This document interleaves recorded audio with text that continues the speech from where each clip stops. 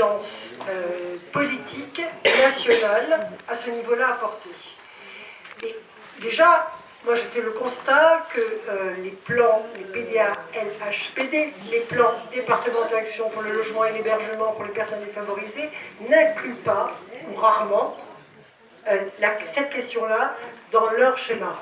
Ça, c'est déjà le premier pas qui devrait être travaillé.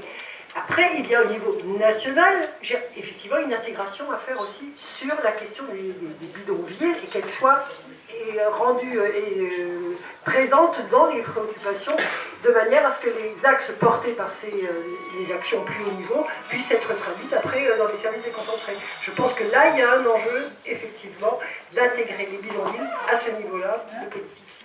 Et bon, c'est un cheminement politique qui est devant nous, là. Et puis sur les voies publiques aussi, ce qui attire beaucoup de critiques. À Paris, Madame la conseillère, qui est ailleurs. Sur la voie publique, la présence de Roms sur la voie publique pose d'énormes problèmes. Sur ce sujet, on a aussi, j'en ai pas parlé tout à l'heure, mais à Paris, on fait un effort particulier puisque c'est vrai qu'il y a beaucoup de familles qui sont dehors tard le soir et que ces familles-là, quand on dit si moi je vais employer mon problème, c'est pour elles. C'est-à-dire que oui, être dans le froid l'hiver et passer la nuit avec des enfants, c'est un problème. C'est pas un problème rome, c'est un problème de... Le 115 est plein. N'importe qui serait la limite et en plus, la ville possède 25% des logements de la ville. C'est rarement des Roms français, en Donc, oui.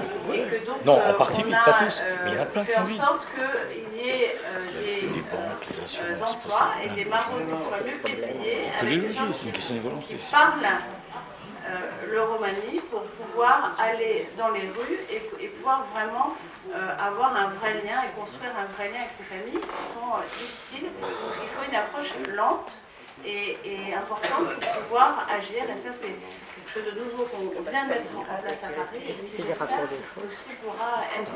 Et ils lui rentrent dedans. Et les loger. Bien sûr, mais non, et ça, j'en ai parlé tout à l'heure. Bonjour, donc je suis étudiante en master de géographie à Angers, donc vous excuserez la moindre qualité de mon intervention peut-être. Je voudrais apporter un témoignage et 2 questions. Donc le premier témoignage sur Angers, on évalue un dispositif de relogement de 9 familles dites Roms. Et les bénévoles sont partis du principe que le logement était la clé de l'insertion et que c'était à partir du relogement qu'on pouvait enclencher des procédures pour ouvrir les droits via le biais à l'accès à l'emploi, la scolarisation, la santé, j'en passe. Et donc voilà, c'est un dispositif qui existe depuis 2013 réellement sur Angers et qui, là, on commence à procéder à une évaluation scientifique du projet pour voir ce qui a marché, pas marché et qu'est-ce qui est reproductible. Donc dans ce cadre-là, j'appelle à tous les projets à ne pas hésiter à nous contacter. On est là aussi pour avoir des regards critiques. En lien avec ça, j'aurais aimé poser une question à Monsieur Lauré, c'est ça ?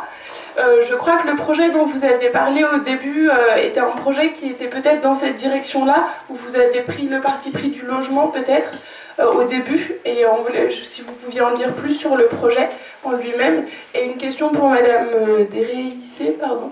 Dressé. Est-ce que vous pensez que peut-être une des limites de votre projet, c'est d'avoir agi à une aussi grosse échelle, avec autant de familles? Est-ce que c'est pas difficile? Et est-ce que ça implique pas justement une vision d'un groupe et ça empêche pas un accompagnement individualisé de chaque projet de migratoire, de chaque parcours migratoire?